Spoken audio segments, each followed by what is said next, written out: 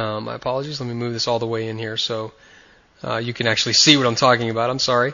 You can see here, there's the support line. This is the area in question here that corresponds with this low. You can see that the market activity has died off. You can see that there's very little momentum here. You can see that the market does manage to pick up. Although later on we'll see that it does manage to come back down. I'll deal with this in just a minute, but managing the position. But you can see that the key here is you can see that the momentum just doesn't exist on the 15-minute bar. Let me move this out of the way. You can see that the momentum doesn't exist on the hourly bar. If we go back up to the 4-hour bar, you can see that while the momentum to the downside was initially there, it stopped as soon as the market got to support.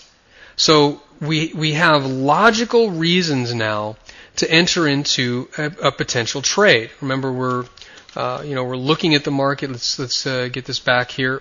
Here's 3 a.m. Here's 4 a.m. right down near support.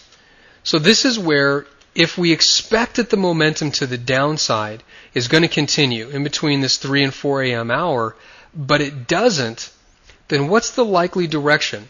Well, the likely direction then is up. So how do we get in? Well, this is where we can use the 3-bar reversal tactic, where when we see the market pushing down into support, which would be this bar, we count back 1, 2, 3. So the high point is here. As this bar closes, the next one opens, we count back 1, 2, 3, same level. This bar closes, we count back 1, 2, 3.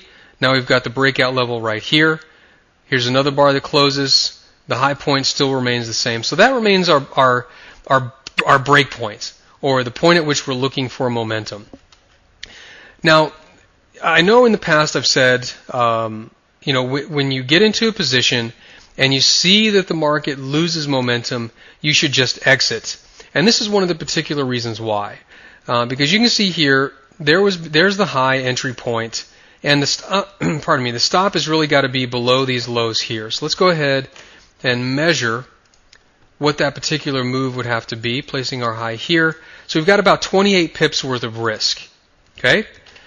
So you can see the market breaks through the high point. Let me use a different line. Breaks through the high point here, triggering a long trade, but then what happens? The market runs smack dab into resistance right there. If I take this out of the way and we look at the hourly chart, you can see, here's the 3 a.m. hour. You can see that what does the market do? Well, it spikes up right into what? 96.70. And it reacts at 96, a little bit above, but reacts at the 96.70 level, which was back on our 15-minute bar right here. So it starts running into resistance. Okay, so if we were entering this trade, we get triggered here on this bar. What happens? The next bar immediately closes down. Now, at this point, this is where I'm looking to exit. And I'll show you in a minute why. Because you'll see that when the momentum really hits in the marketplace, it tends to move very, very quickly, and it doesn't languish around because we're focused at the open.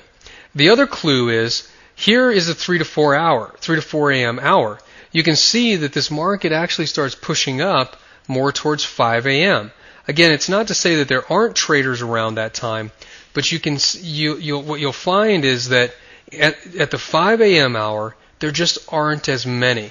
So if we're not getting follow through, or we're not getting a big momentum move right in the 3 to 4 a.m. hour, and you start seeing that you're pushing into 5 and 6 a.m., there just aren't that many traders around, and you'll see that the market will typically languish. If, as I said before, if you see momentum die off very quickly. So in this case, it would have been a fairly easy trade. The exit could have come almost at break even, probably losing 5 or 6 pips.